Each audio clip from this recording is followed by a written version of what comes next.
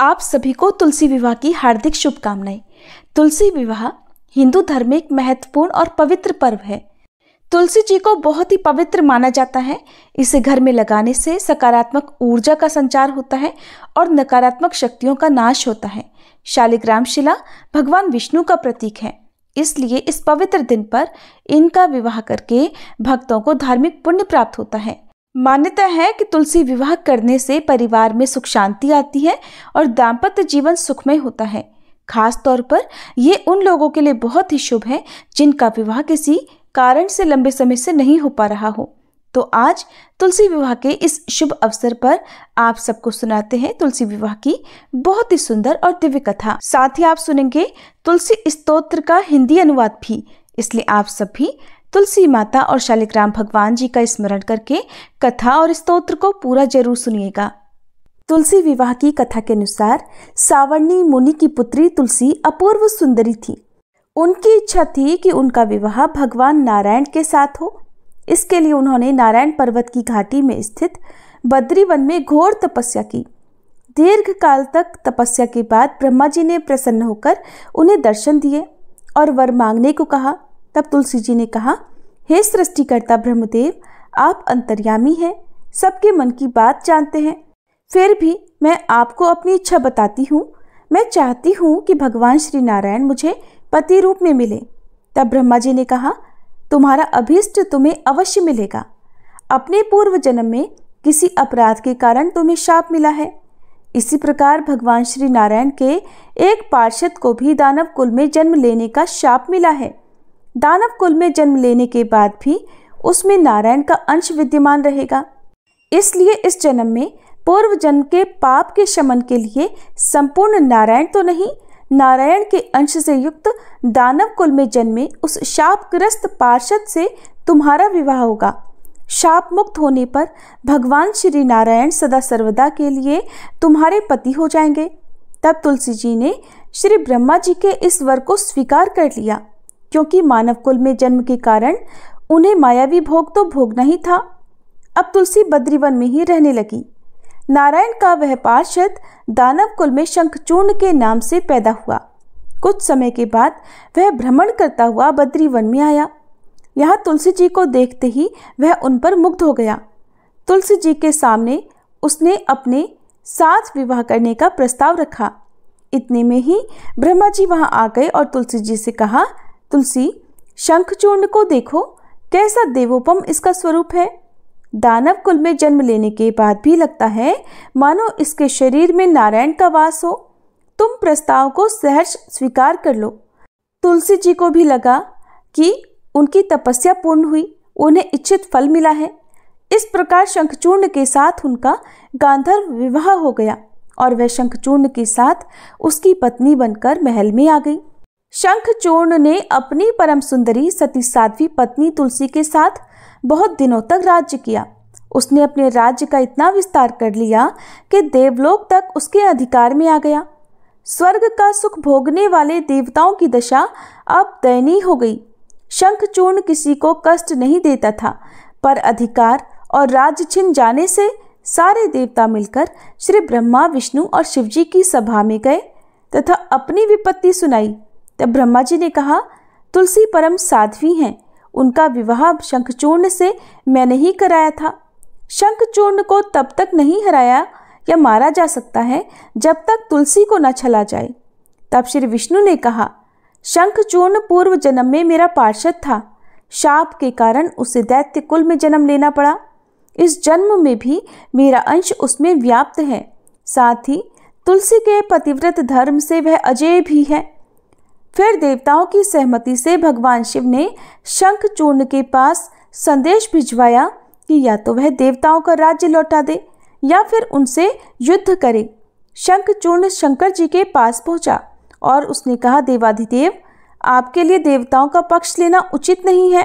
राज्य का विस्तार करना तो हर राजा का कर्तव्य है और मैं किसी को दुखी भी नहीं कर रहा हूँ। आप देवताओं से कहिए कि वे मेरी प्रजा होकर रहें। मैंने आपका भी कोई अपकार नहीं किया है।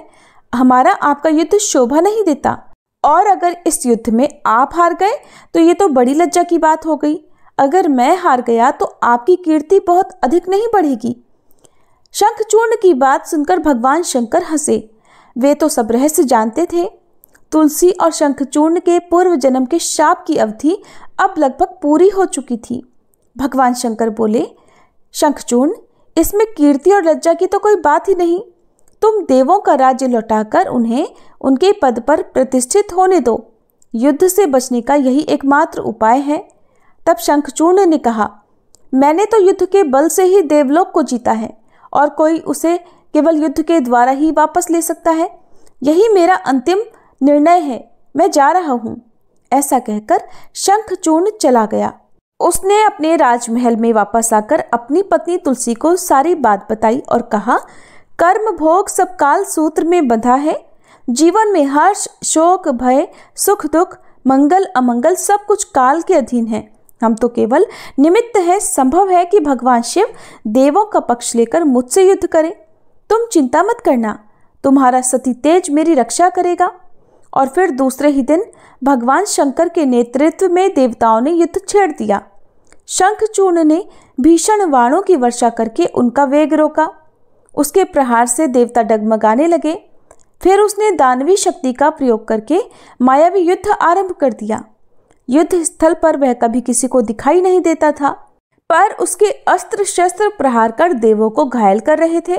देवगण अपने अस्त्र चलाएं भी तो किस पर चलाएं, क्योंकि कोई शत्रु सामने था ही नहीं। कई दिनों तक इस तरह भयंकर युद्ध चला। शंखचूर्ण पराजित नहीं हुआ।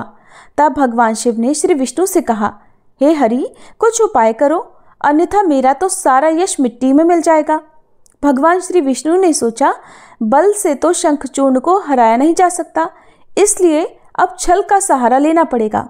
उन्होंने तुरंत अपना स्वरूप शंखचूर्ण जैसा बनाया और अस्त्र शस्त्र से सुसज्जित होकर वे महल में तुलसी जी के पास आए और बोले, प्रिय, मैं युद्ध जीत गया।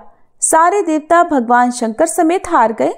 इस खुशी में आओ, मैं तुम्हें अंक से लगा लूं। पति को प्रत्यक्ष खड़ा देख और विजय का समाचार सुनकर वह दौड़कर मायावी शंखचूर्ण के गले से लिपट गई। इस प्रकार पति पत्नी दोनों ने आलिंगन होकर खूब आनंद मनाया। इधर पराये पुरुष के साथ इस प्रकार के व्यवहार से तुलसी का सती तेज नष्ट हो गया। उनका सती तेज जो शंखचूर्ण की कवच के रूप में रक्षा कर रहा था, वह कवच नष्ट हो गया। अब युद्ध के मैदान में इधर शंखचूर्ण शक्तिहीन हो गया। ये जानते ही भगवान शंकर ने अपने त्रिशूल से उस पर प्रहार कर दिया। त्रिशूल के लगते ही शंखचूर्ण जलकर भस्म हो गया। शंखचूर्ण के मरने को जानकर अब श्री विष्णु अपने असली स्वरूप में आ गए। सामने अपने पति शंखचूर्ण के स्थान पर भगवान विष्णु को खड़ा देखकर तुलसी बहुत आश्चर्यचकित हुई। अब उन्हें पता लग गया कि स्वयं नारायण ने उसके साथ छल किया है। तब क्रोध में आकर उन्होंने शाप दिया कि एक सती स्त्री का सतीत्व भंग करने के अपराध में आप हृदयहीन पत्थर हो जाओ। तब भगवान श्री विष्णु ने तुलसी जी के शाप को शिरोधार्य करते हुए कहा, देवी, तुम्हारे और शंखचूर्ण के कल्याण के लिए ही मुझे ऐसा करना पड़ा। तुम दोनों को शाप मुक्त करना था। तुम भी अब शरीर त्याग कर तुलसी बिरवा के रूप में जन्म लोगी और मेरी पूजा तुलसी दल से होगी। मैं शालिग्राम पत्थर बनूंगा। मेरे शीश पर तुम सदैव आदर से विराजमान होगी। तुम्हारे पति की हड्डियों के चूर्ण से शंख की उत्पत्ति होगी। उस शंख ध्वनि से देवताओं और मेरी पूजा आराधना होगी। जहाँ शंख ध्वनि होगी वहाँ सदैव मैं मंगलमय विराजमान रहूंगा। तुमने पूर्व जन्म में बद्रीवन में मुझे पाने के लिए बड़ी कठिन तपस्या की थी। अब अगले जन्म में मैं नारायण प्रस्तर के रूप में बद्रीनाथ वन में स्थापित होऊंगा और मेरी पूजा अर्चना फल फूल से न होकर तुम्हारे तुलसी दल से होगी। मेरे शीश पर विराजमान होकर तुम मुझसे भी ऊंचा पद प्राप्त करोगी और मेरा भोग भी तुम्हारे बिना स्वीकार नहीं होगा। कथा समाप्त। प्रेम से बोलिए तुलसी माता की जय। शालिग्राम भगवान की जय। सनातन धर्म में तुलसी को अत्यंत पूजनीय माना जाता है। जिस घर के आंगन में तुलसी होती है वहां कभी कोई कष्ट नहीं आता और माँ तुलसी के नाम के उच्चारण मात्र से ही भगवान विष्णु प्रसन्न हो जाते हैं। तुलसी जी में जल चढ़ाने से घर में सुख समृद्धि आती है तथा हर प्रकार के रोग शोक आदि व्याधि से मुक्ति मिल जाती है। तुलसी जी की पूजा करते समय श्री तुलसी स्तोत्र का पाठ जरूर करना चाहिए। ऐसा करने से माता तुलसी जल्द प्रसन्न होती हैं और माता तुलसी जी की पूजा का भक्तों को 2 गुना फल मिलता है। तो प्रिय श्रोताओ, अब आपको पुंडरीकृत तुलसी स्तोत्र का हिंदी अनुवाद सुना रहे हैं। आप सब भी मन में श्रद्धा रखकर तुलसी स्तोत्र का हिंदी अनुवाद सुनिए। देवी तुलसी माँ को मेरा प्रणाम है, मैं आपको नमन करता हूँ। हे विश्व की पालक, आप श्री हरि की परम प्रिय हैं। हे देवी, आपकी शक्ति के कारण ब्रह्मा से लेकर सभी देवता इस संपूर्ण संसार को बनाए रखने और उसका अंत करने में सक्षम है। इसका अर्थ है कि आपके कारण ही ब्रह्मा जी के साथ अन्य देवतागण सृष्टि के निर्माण, उसके पालन पोषण और विनाश में लगे हुए हैं। देवी तुलसी जी, आपको मेरा प्रणाम है। जो जीवन में कल्याण लाती हैं, उन देवी तुलसी को नमस्कार है।